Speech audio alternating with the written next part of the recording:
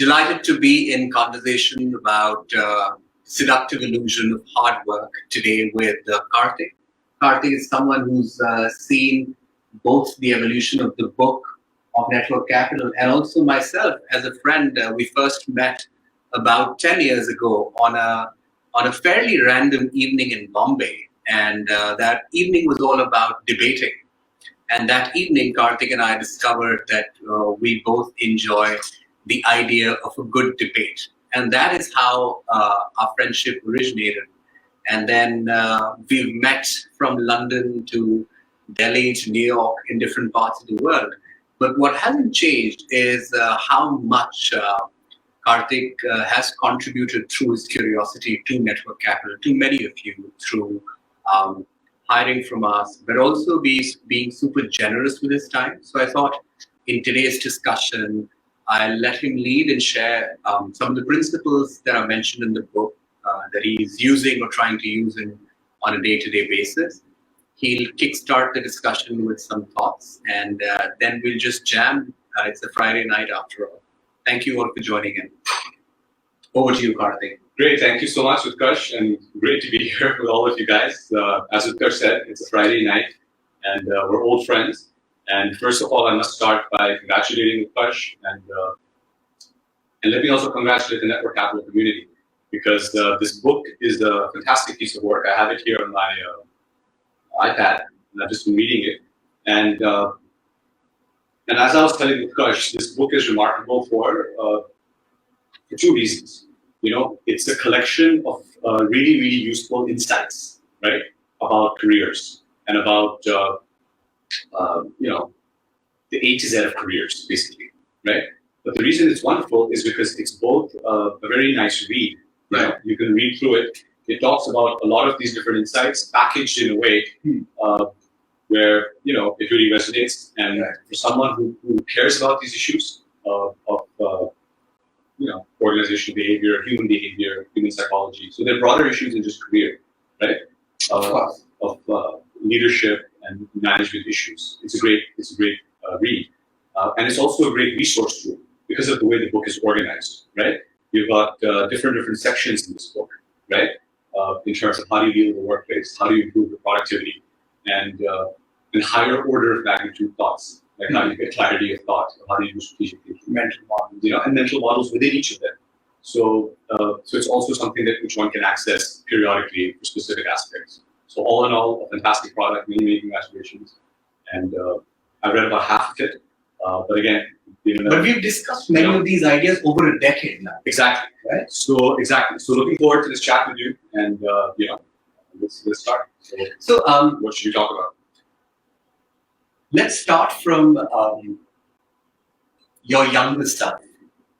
You know, one thing that unites many Indians and South Asians, and actually now people around the world, is our anxiety, right? Our anxiety for being. All of us as humans, yeah. All of us as humans. But I think this anxiety about work and life is also quite pronounced amongst Indians and South Asians, I think.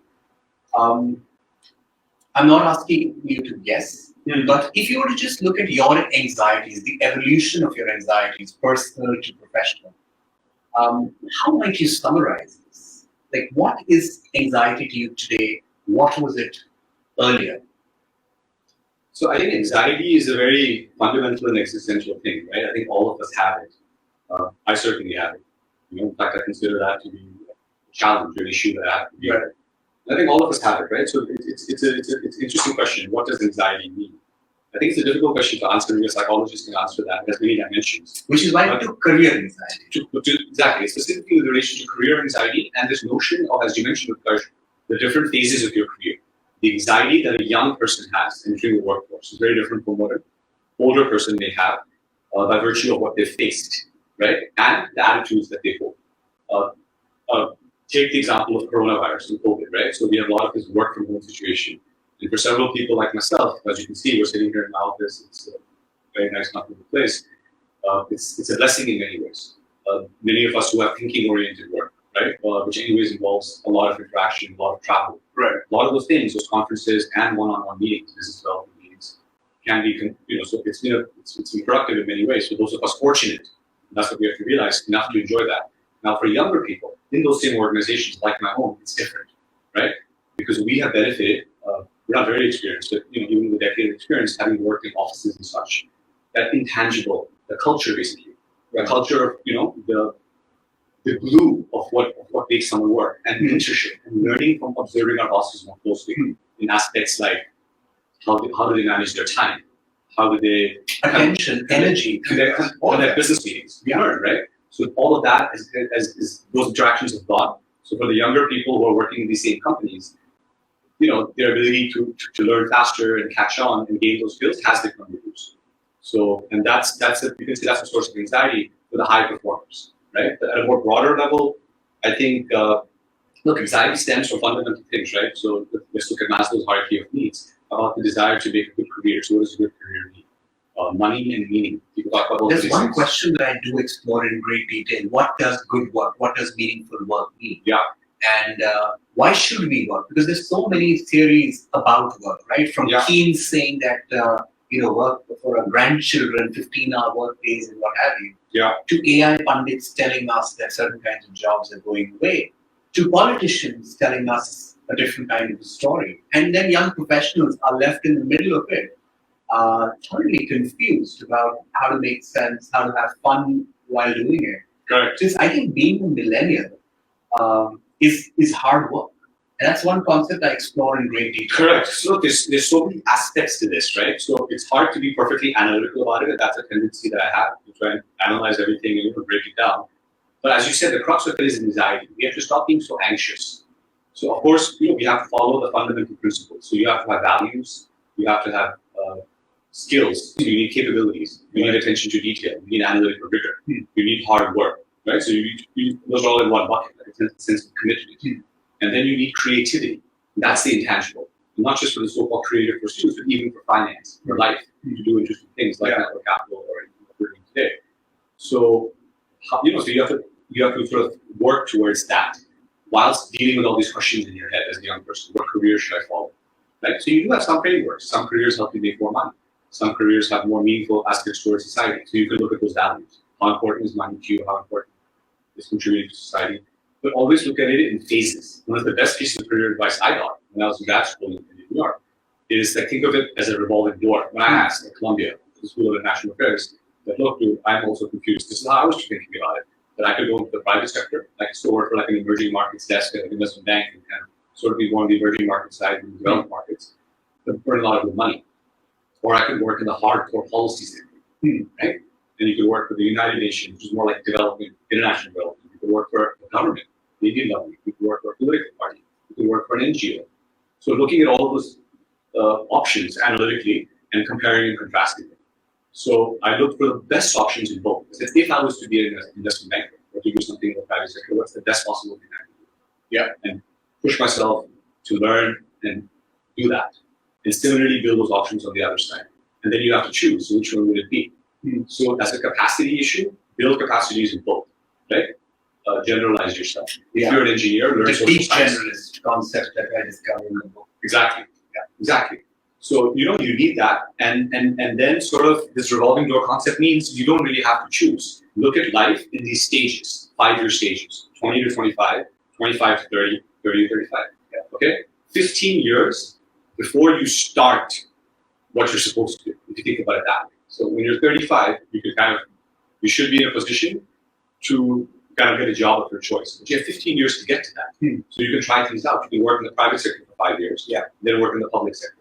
But whatever you do, give it that commitment and do well enough at it that, you create some credibility for yourself, and most importantly, you learn something so that you're building. So that if you look at the career journey in these 3 or 5 year increments, and I suspect you've done some of that, right? Because you have very varied interests in theater, in drama, and debating, and whatnot. And so have you. I mean, one concept that I do discover and then talk about in the book is that there's no way you never arrive in life. Your wall can be filled with diplomas and awards and prestige. I've got some nice diplomas hanging out here. You guys can see them. But I think that is not when you get all of those degrees and awards, you don't feel that you arrived ever. That's right. No, absolutely. The degrees, I don't want to say they're meaningless. I'm very proud of them. I've got them up on my wall now. But let me be honest. So have I. It does give you a sense of, but later in life, yeah, and immediately when you graduate, once you get into your first job, it does not matter whether you went to an Ivy League college, whether you went to an IIM, whether you went to a so-called tier 2 college, as long as you got a good education and a high quality education, right? So that's an important principle. And what I'm really trying to say is that, the quality of the education is what matters.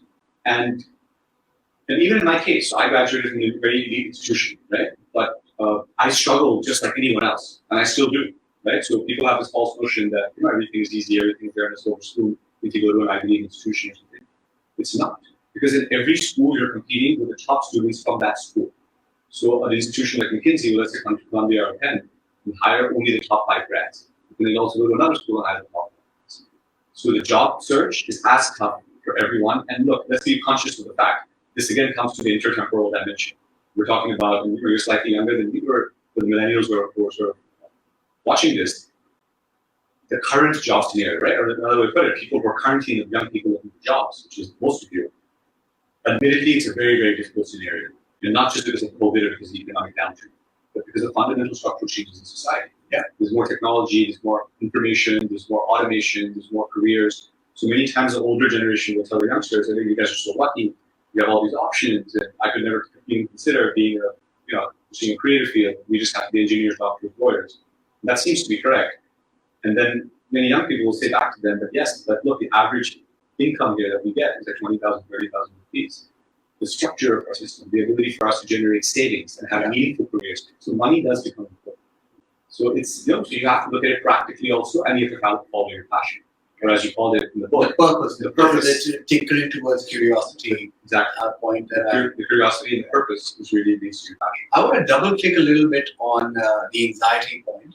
And dear listeners, I explore in the book that a lot of the source of our anxiety, both personal and professional, comes from uncertainty. We are often anxious because we're uncertain. And if there is any time in history where we as a society feel uncertain, it's now.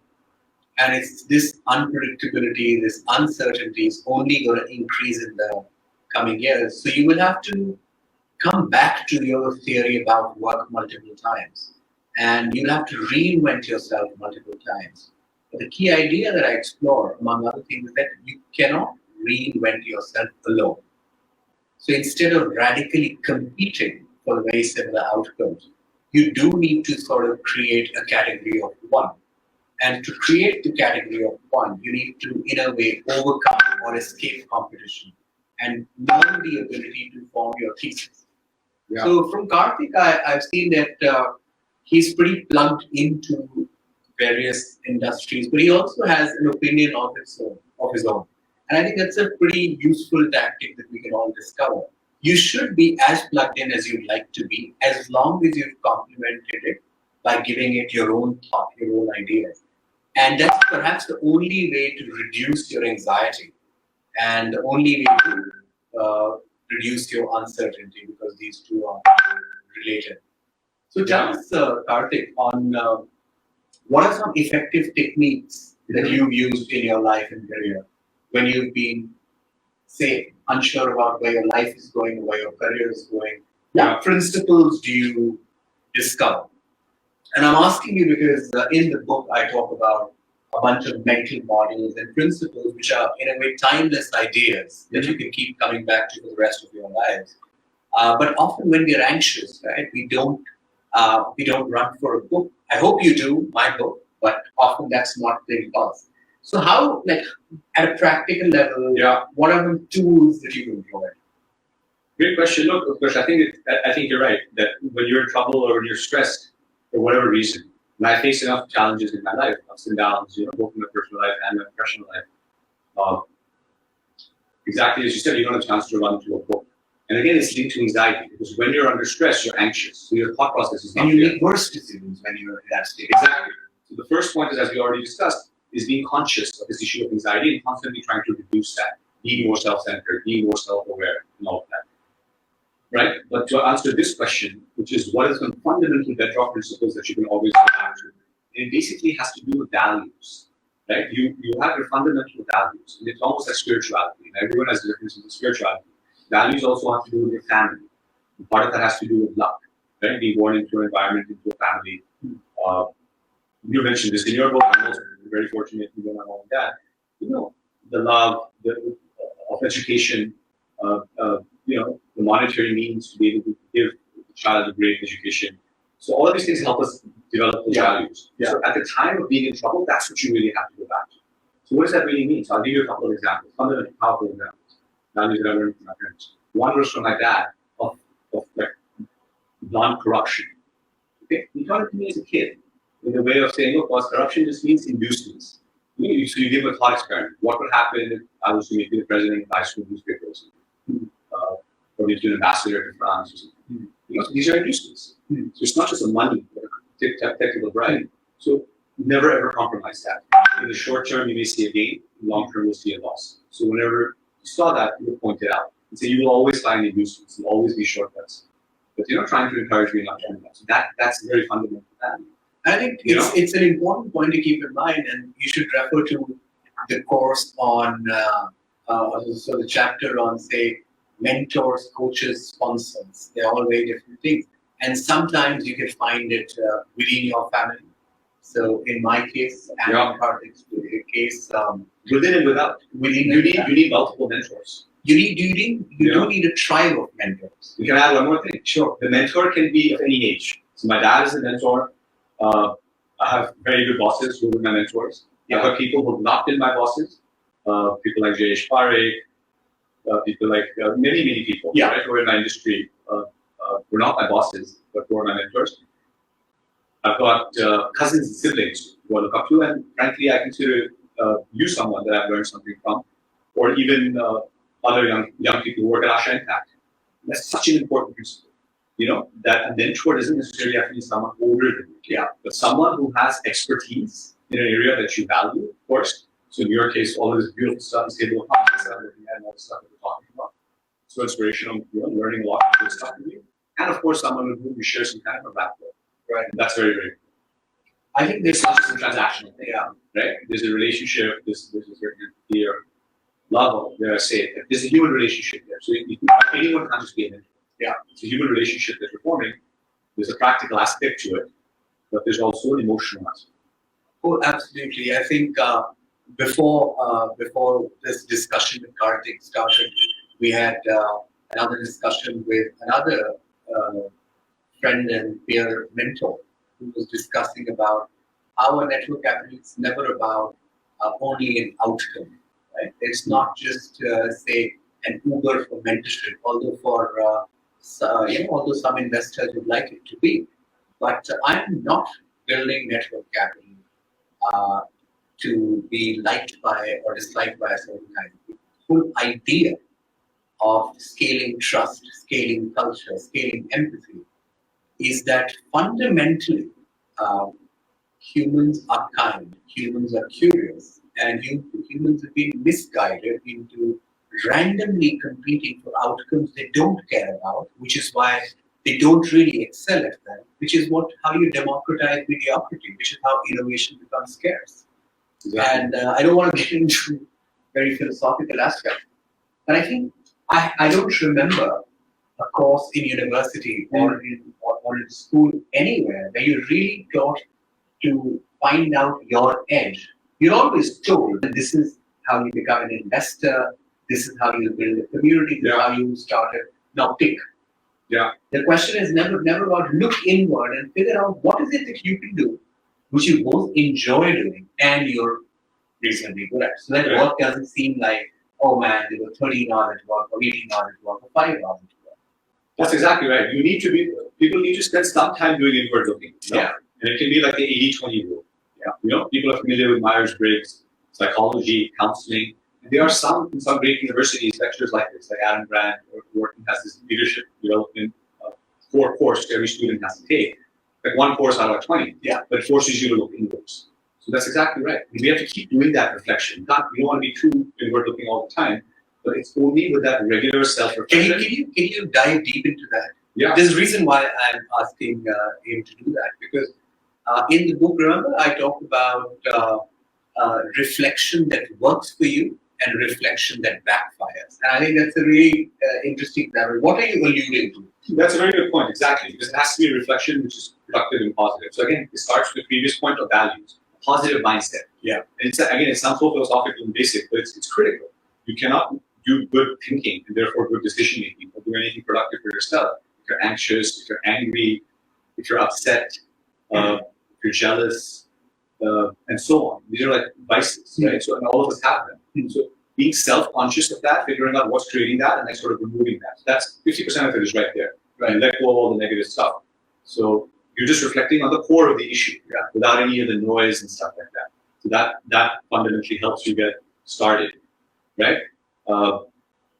And then look, I mean, it's about applying a couple of principles. So as you said, this notion of radical collaboration. Right? Radical collaboration. Just before you start on that, I want to mention two quick points. Sure. One is that what Kartik was alluding to was also the reflection that backfires is also when you reflect in a way that's antithetical to your own well-being. And a lot of this is not my. So how does that happen? So what happens is that often, the way the anti be out there and keep being on tech platforms is to go really inward, or go like polarization. Boom, go on the other extreme. Boom. And then if you go on the other extreme and you do it without proper supervision, the risk is that I know so many people who are reflecting 24/7.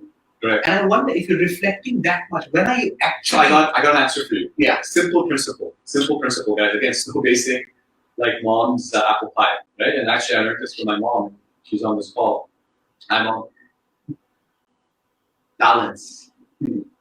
That's it. Yeah, that is it. Just one simple guiding principle of life: balance. What does it mean? It means to deal with a problem Utkarsh talked about. What's right?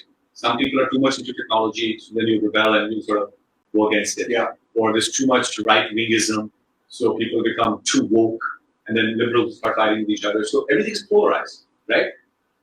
Balance means that there's no right or wrong. Why is this? Even knows he does not know. It's not that one side is right. But anyone who's extreme is wrong. Come to the middle. Now, I'm not just talking about politically. I'm talking about in every aspect of life. So if you're eating too much, you'll get fat. If you eat too less, you'll get thin. Sleep too much, you're lazy. If you sleep too less, you work too hard. Why are you in the extreme? So whenever you notice yourself going in either direction, you can bring yourself back to the middle. If you keep that as a very overarching mental model, along with the values model, you're in a pretty good starting place. Right. Because the values thing is always fundamental. Never, ever, under any circumstance, for any reason, right? So it's an order of prioritization, right? And there's too many people who violate that. Because they don't understand the full meaning of inducements. And this FOMO is a perfect example. Yeah, FOMO is technically violating your values. Right? Think about it that way.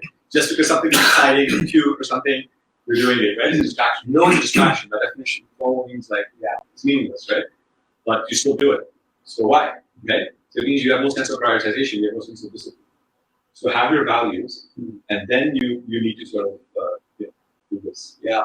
And in the book, I also talk about the difference between the what-centric reflection and the why-centric reflection. Why is this happening to me? Is a question you can never find an answer to. You can try, but I don't know one person. Yeah. And over the past 3.5 years, I have spoken one-on-one to more than 15,000 Which is incredible, by the way, yeah. One-on-one, detailed conversations. Amazing. And these bright people, including myself sometimes, why is this happening to me? There is no answer. You cannot get an answer to it. Yeah. So I guess when I'm saying values, the same thing is philosophy. Yeah. Go back to your spirituality. Why is it happening to you? Worse things are happening to somebody else. It's simply slow. Yeah. So again, balance. So why is that guy more successful than me? Well, why is that guy poorer than me? Right? So if you're just aware of that, you have to get out of that mindset. Yeah. Right? You're entitled to work on yourself, on your self-confidence. Yeah. That's about it. Why are you bothered with others? Yeah. So a lot of this comes down to basic human psychology. And then these principles become very, very powerful because these principles help elucidate this basic spiritual human psychology, which Buddhism and other religions talk about, but in a much more practical way. So radical collaboration teaches you how to practice that. in your personal life, in your professional life, in teams. It gives you a list of 8 principles. Well, what does that mean? And what you talk about as well. And frankly, I see the whole of network capital as an example of that. And not just in the technical, VC sense of giving economy in the community, but in a fundamental, spiritual sense of it. Yeah, right. That it's like about giving. It's just a platform where people come and they share.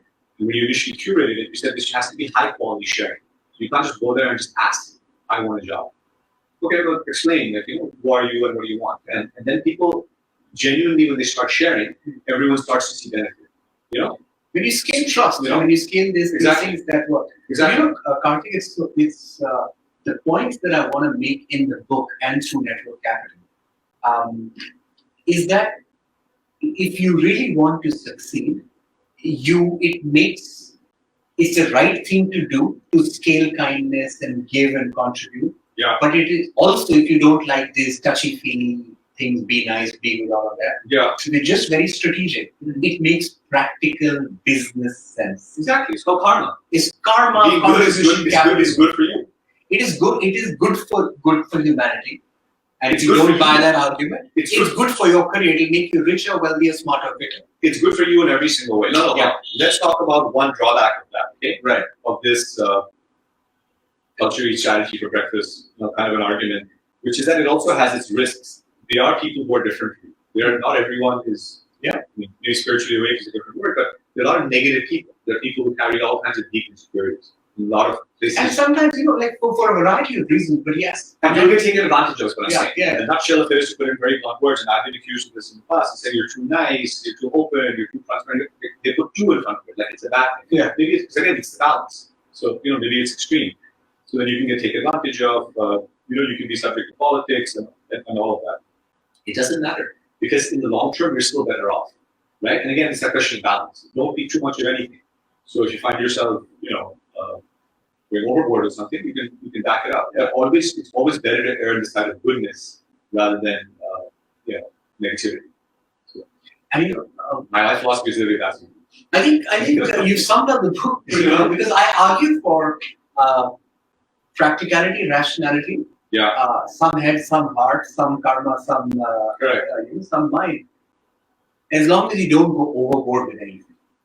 When I say explore what can I do about it more than why is this happening to me, I'm not in any way advocating that you forget the why at all. Essentially, if you don't ask why, you can never find what you really want. No, of course not. You have to reflect on it deeply and periodically. But know how much is too much.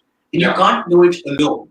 So community is going to be the go-to point for all your pursuits, not just today, but for your life. And one example is right here.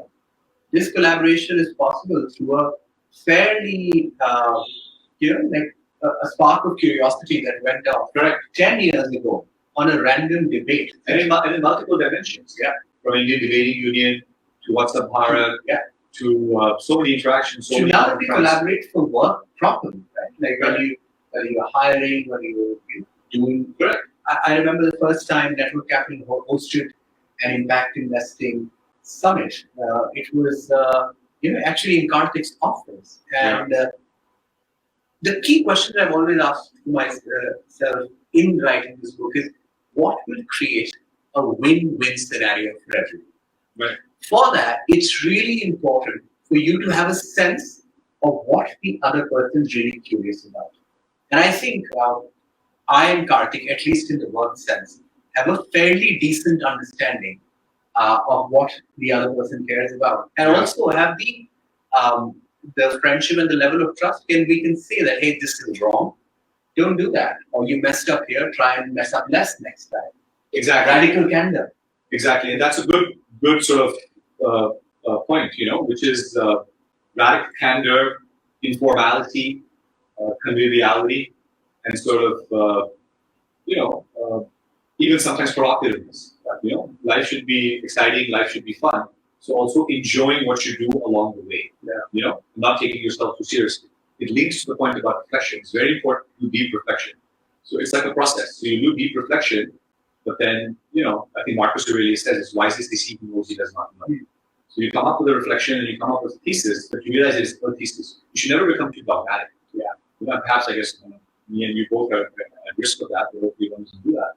But that's again part of that balance. Whenever you think you perfectly know something, you question yourself more. Yeah. So it links back to that curiosity. And capability. Because it's okay to have curiosity, but then you go out there and you actually spend the time reading and researching and managing your time really well. That's again a key USP of any successful person. Right? Is how do you really manage 24 hours in a day? Not just in terms of your productive external stuff, but your internal stuff. So important. This is actually the crux of your book. The most attractive thing about your book is the title, The Seductive Illusion of Hard Work. I've always known that. And people have talked about it in more pithy ways, right? That really productive people work like 4 hours, 6 hours a day, and what time of the day you work, and all. That's exactly the point of the internal and external, right? Which is that if you're calm, if you're aware, if you're self-conscious, right, and centered, for which you need to focus on yourself, you need to reflect, you need to give yourself that time and energy. That makes you that much more powerful when you're in the external world. What I mean by that is when you're interacting with others. Whether that's with multiple people, whether that's in a informal setting, whether that's in a business setting, whether that's in a team. Those are all interactions, even in society when you're out there interacting. Right? So finding that balance in the day. So many of us are constantly running, doing meetings, hotels, right? We don't have the time, or maximum is half an hour in the gym. We mistake the urgent for the important. Exactly. So those 2-3 hours that you have in the day, and that's when you reflect on who you really are as a person. What is the most meaningful use of that time? And who you reflect with. In the book, I also talk about you are the average of the 5 people you spend most of your time with. When you spend time with 5 people who are essentially drawing your energy out, you will lack it. That is such a true point. That you are the sum of the vibration of the energies of your parents and your closest friends and the people that you're. The number 5, groups of 5, and I've edited this mental model to mean that it doesn't need to be 5 people only. But groups of 5 people you spend most of your time with. Yeah. Now, Network Capital, now you have a country of 100,000 people. Yeah. But still, each person will find their little tribes. You have to. Yeah. And that's a good thing. Yeah. So that's the point. You don't want to go too far also, because if you say 5 is too less, I need more, then you'll lose focus and stuff, right? So, but it is going to be whatever 5 it is. And that 5 can keep changing, right? Some of it stays fixed. Your parents stay fixed. Your life partner can or cannot stay fixed. That's a very important one. Right? And your close friends, which some people have, like we have a long-term friendship, and we have, many of us have the benefit of that, or new friends that you make. So exactly, the people that you spend your time with, and your colleagues, of course, how can we forget those? The people that you closely work with. So those 4 or 5 people, whether you like them or not, is very important, because however they are, you are. Before I move on to some aspects of it, I've noticed that a lot of your colleagues really like you. I hope so. I know so. That's good to hear. That's good to hear. One thing with running Network Capital is that you get a lot of data, both qualitative and quantitative, from all sorts of directions. But in this case, at least, your current place of work, I know a lot of people. They've also done wonderful courses on Network Capital. Yes, we're very fortunate. We have an amazing team. And it seems to me that they actually, the team gets. And we've hired people in Network Capital. Always happy to hear that. So, and I think they're currently hiring as well. Yes, that's right. That's right. We are. But what I seem to notice, Kartik, is that you all have a culture at Asha Impact where everyone seems to be also getting along. It doesn't seem to be as cutthroat as possible. Yeah. You're a high-performing fund, you're doing well in the market, but the culture remains intact. Your colleagues seem to like you. I don't want to make it awkward by asking you why, but tell me, what are some foundational investments that you've made in helping build that culture? Sure. No, so I'll talk about culture in HR, right? And fine, specifically in the context of Asha Impact, which is the institution that I currently run, and where I've had the opportunity to apply a lot of these principles that I've learned in life, and also I've learned from my bosses, my board members at Asha Impact, particularly Vikram Gandhi. And my previous bosses, Vinny Bride, and others, amazing people like Amit Chandra. And look, they're the classic principles that your book talks about. But I would summarize it as basically a simple aspect of what I would call empowerment. Your job is to build tigers. So it's like 10 ways of saying the same thing. A-level people hire A-level people, B-level people hire C-level people. Right? Abraham Lincoln's book, Cabinet Individuals. and hire people smarter than you. All of that jazz. So, so you gotta have really high performing people, and you have to give preeminence to culture. Values are super important. They're non-negotiable. So you create a positive culture. So it's a combination of these two things. That you have really, really high quality people, and you give them the most open environment possible that you can possibly imagine. Right? So no one is overseeing them, no one is looking over their shoulder or whatever. You empower them fully. You give them great responsibility. So it doesn't matter how senior or whatever they all get exposure. The information sharing, you have to be completely transparent. Yeah, you don't hide information, keep it in silos or whatever. Right? You avoid politics.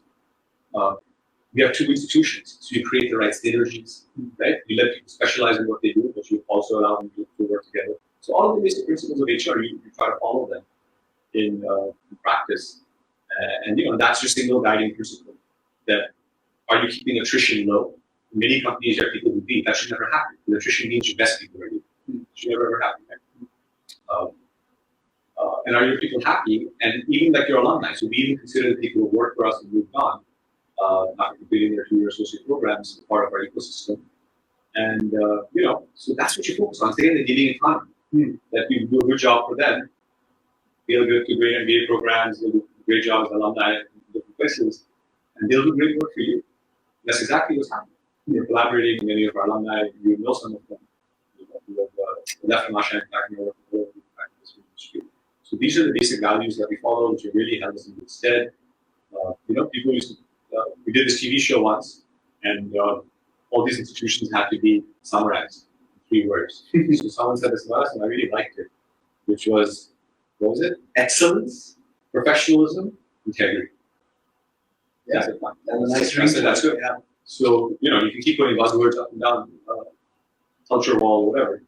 But I hope that makes sense. It's really about trusting your employees. Yeah. And here's a small example I'll give on this. This is an anecdote I read, which your viewers will appreciate, which is something that the culture of Facebook versus, let's say, a company like Apple, right? So Facebook is notoriously famous for being very open, right? From an HR perspective, right? Not in other ways, HR, right? No, so I'm not talking about large issues, I'm talking about HR here, right? So let's not get distracted. We're on Facebook, so that's not even. But they have town halls and whatnot. Apple, right? They've chained their engineers, and Steve Jobs, for all of his contributions towards HR literature, was always known to be a mean boss, bad guy, right? And many people say that you have to be ruthless. Apple has had many instances of engineers rebelling, stealing their data and this and that. I don't think Facebook has ever had that. Maybe once or twice in a town hall, someone, So it's ironic that when you trust your employees, right, in the right way, they're not going to actually do anything bad. But if you're following the mentality of holding them down and distrusting them, then they're actually more likely to do it. It's a counterintuitive observation and something that 90% of SMEs in India, the Lala culture doesn't understand it. So that's the trust. But it's not just you just trust them. There have to be some hiring principles behind it, hiring the right people, right? And there has to be like a cultural philosophy of building the right culture, and actual practices that go behind it. In terms of information sharing, in terms of encouraging transparency, ensuring the salary structures are equal, all of that. Yeah. So you have to work towards it, but it's worth it because then you build a high-performing organization, and that takes care of a lot. I'm not going to comment on the Facebook and Apple thing, but one issue that I will venture to guess is true in organizations that you've been a part of is the principle that I talk about in the book, which is what you do is who you are. So I think you have mentioned that maybe you and other leaders in the organization and the younger colleagues actually being what they say they would be. Because writing integrity on the wall is basically so you have to live it and practice it. Of course. Writing integrity is not that hard. No, exactly. Which is why I said I was proud that Shikha said it, the host of this TV show, when she was referring to us. I'm not saying say it. Exactly. You have to practice it. You have to do it. Yeah. And this example that I gave you of my dad, you practice it in 1,000 ways every single day. Yeah. In terms of choices that you face. Yeah. All the time. In terms of your small ethics. I'll give you a small example. Like I learned this from my boss, Vikram Gandhi.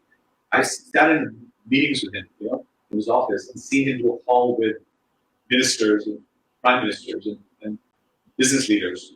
And right after that, you will call, like Network Capital, with an NT, with someone from Harvard, a student who wants some advice on something, or someone who wants an internship. And that same discipline, that same integrity, it's exactly according to time. He has the same seriousness to that conversation. He's just as well prepared. He won't be a minute late. So that's what it means. So the three go together. You demonstrate your integrity also with your professionalism. Yeah. By taking all the issues. Remember, what's the bar? We have this process of equality, right? In terms of everyone, in terms of salaries, in terms of how people are treated. So there are examples where you'll see that getting violated. Someone will say something. So you have to correct that.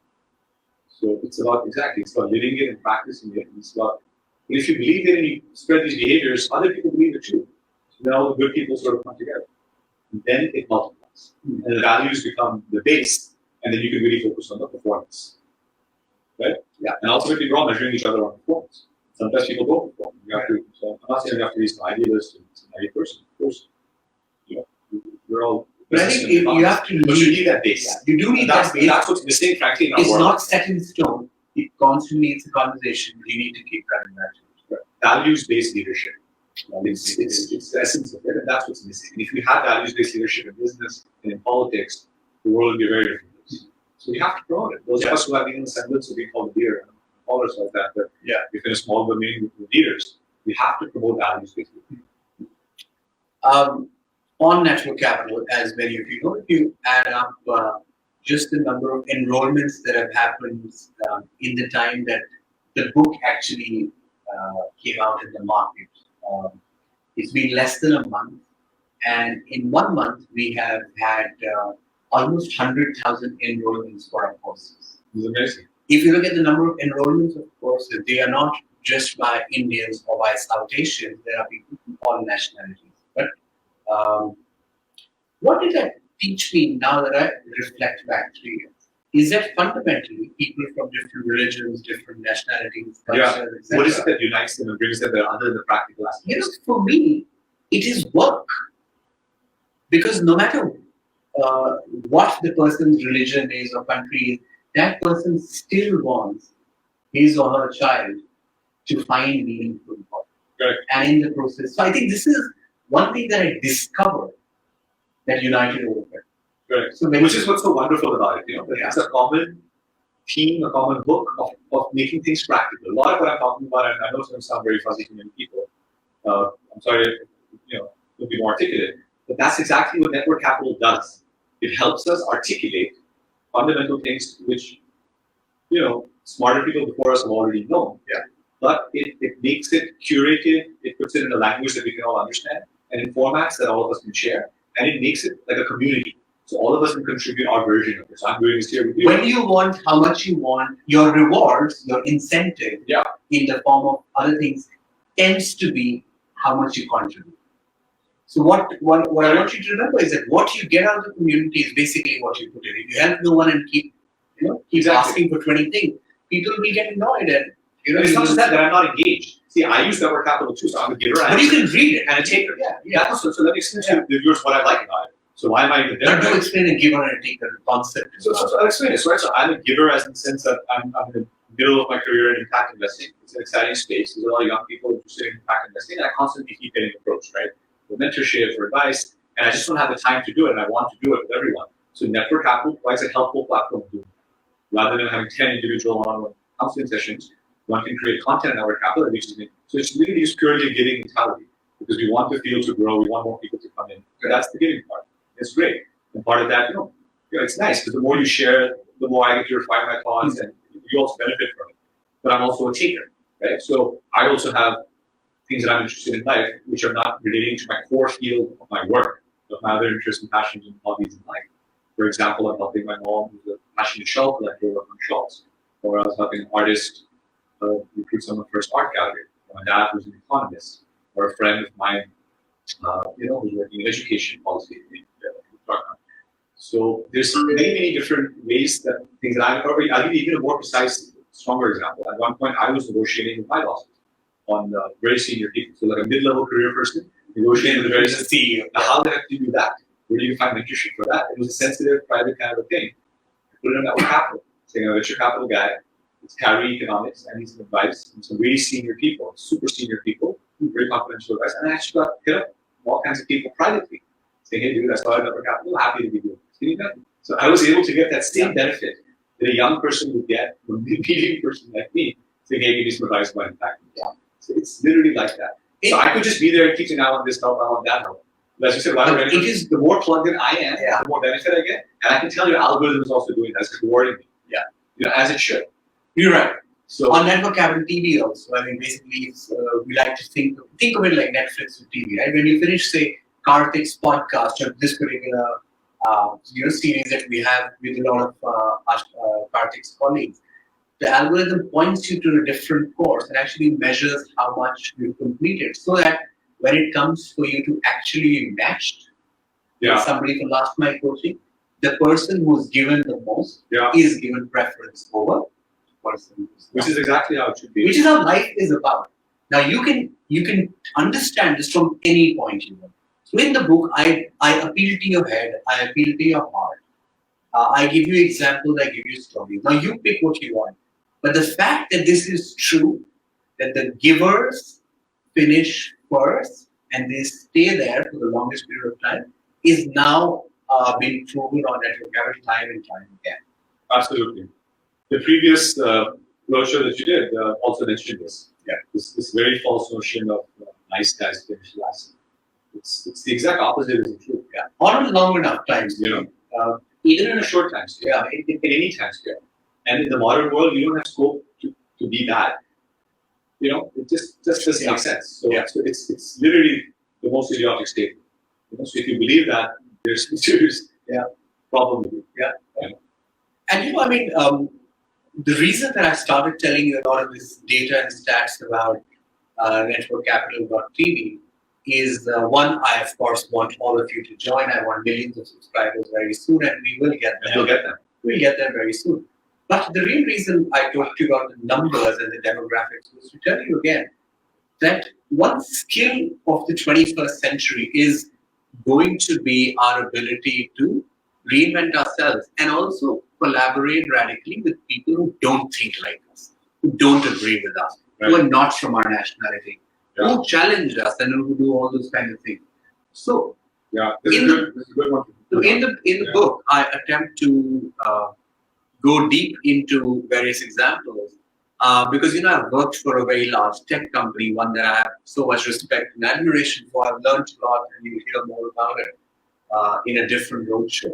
But one thing that sets Kartik apart is this cultural intelligence. Among other people that I've directly and indirectly referenced, it's also Kartik. When I talk about cultural intelligence. So, tell me what is cultural intelligence to you, and how has the fact that you've grown up in different countries and the fact that you have friends who come from different countries, friends from different political thoughts, social economic backgrounds, how has that made you smarter, and how does it enable you to do your job better? So look, in a nutshell, it's simple, right? My work revolves around development in India. That's a topic that I'm passionate about. The passion grew from my life story. Who my parents were, development economists and sociologists. And I guess passions that intrinsically grew into my education and my experiences, right? So, I think cultural intelligence has different dimensions to it. So I'm able to see India as an insider and as an outsider just by virtue of the fact that I spent half my life there, half my life here. Now that's an accident of history. Until I was 21, under my parents' ward. So I was in India till I was 10. From 10 to 25, I was in the US. So I had that kind of experience. Then it was my choice. I could have stayed on in the US. Came to India. Now I spent 15 years in India, so it's roughly half and half. I can stay on in India, I can go back to the US, I can go somewhere else. I'm also practicing my own life philosophy. 5 years old, 10. Right? So this ability to see India from the ground and from outside is obviously helpful. Right? As an insider outsider. So that's the first part of it. So depends what your frame of reference is. Right? Some people are more global. You have much more global orientation. I've also traveled to all of the same countries, but to me that's like more of an aside. Things I've done in the past, things that I do for pleasure. Right? In your case, yours is more like a decentralized network. Let's say people in the Middle East, people in Europe, people in Latin America, people in Asia. So that's your frame of reference, which you're bringing together a global community of like-minded people. So each person is different.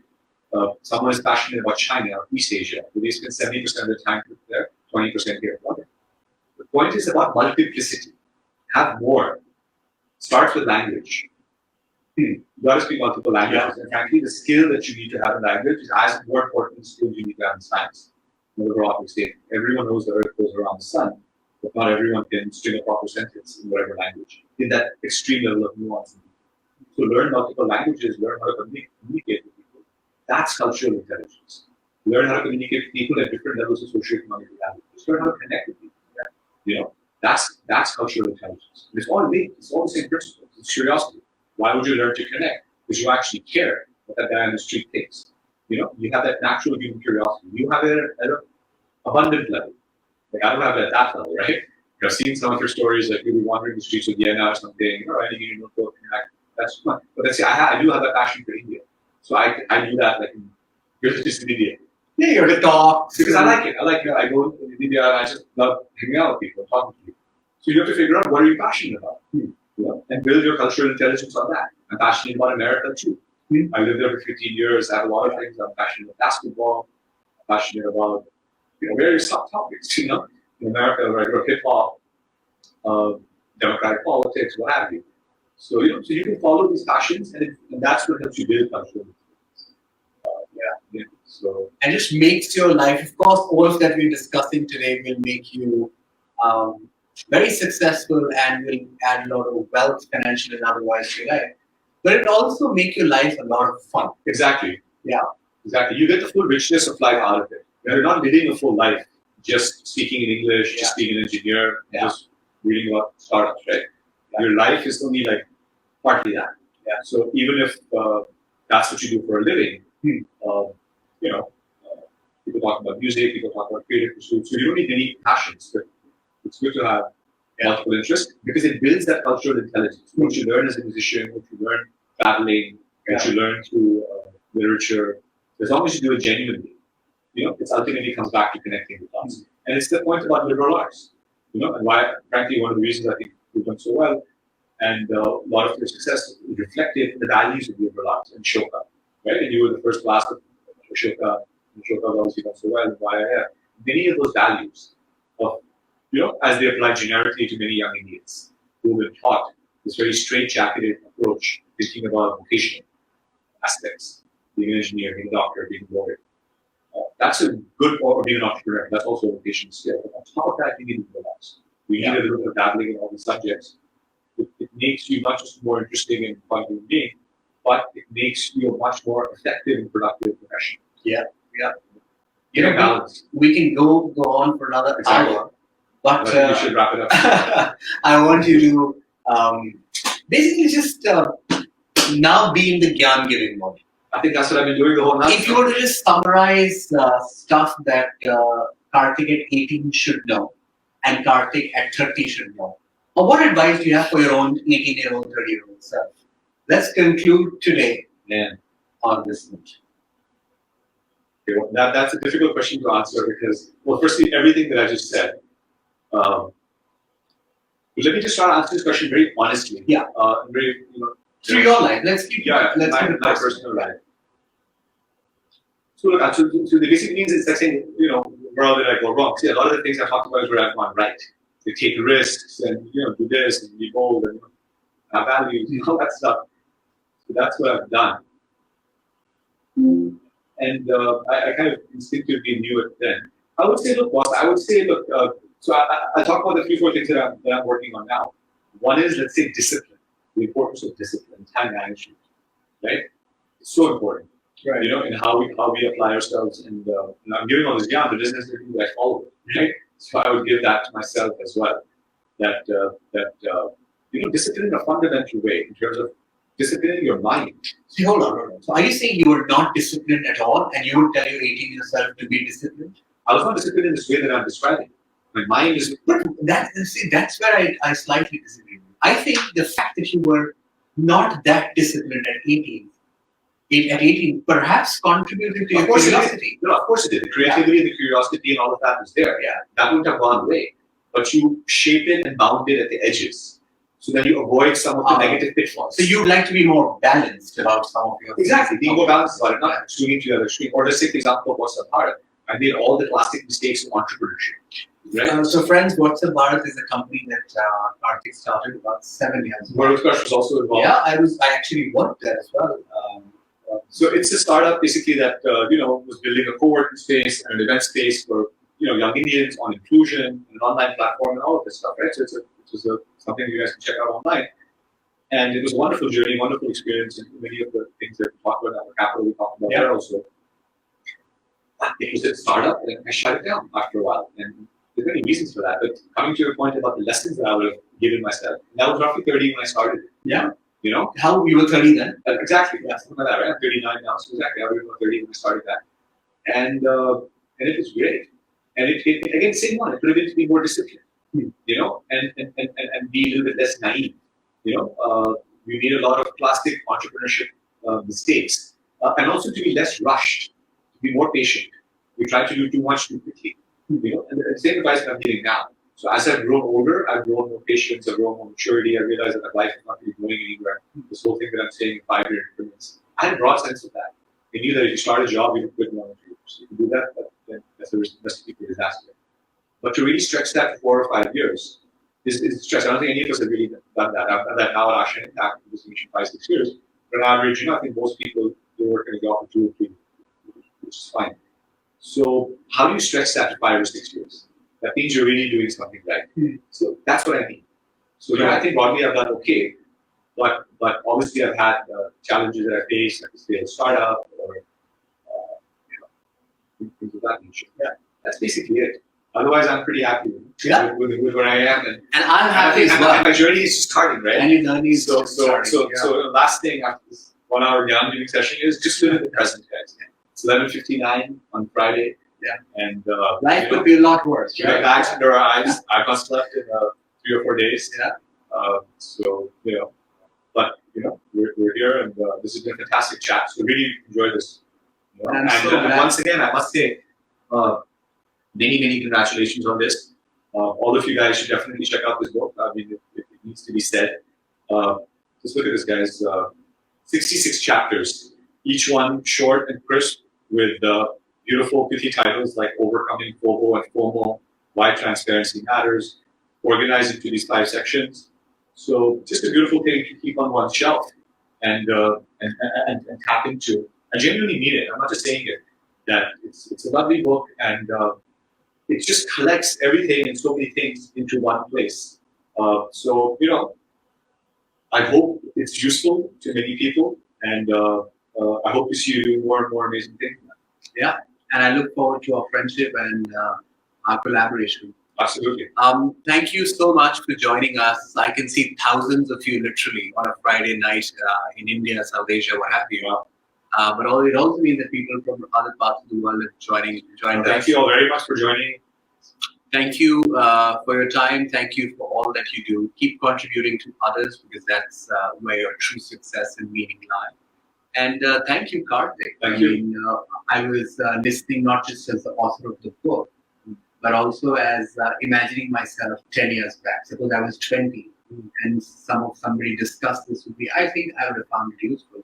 So, for this conversation and for thousands of others that we've had in the past, thank you. No. But we're only getting started. Only getting started is exactly right. Yeah. I've not even read the full book yet. I'm very excited to see where this goes. Yeah, absolutely. So thank you. Onwards and upwards, guys. Onwards and upwards. Thank you so much, guys. We're going to do a lot of content together, impact investing, and a bunch of stuff. The next roadshow for the Seductive Illusion of Hard Work is on Wednesday. We are going to discuss Curiosity Capital together, and we're going to pick it up from where Kartik and I left off today. Talk to you soon. Have a great one, and enjoy your weekend. Bye.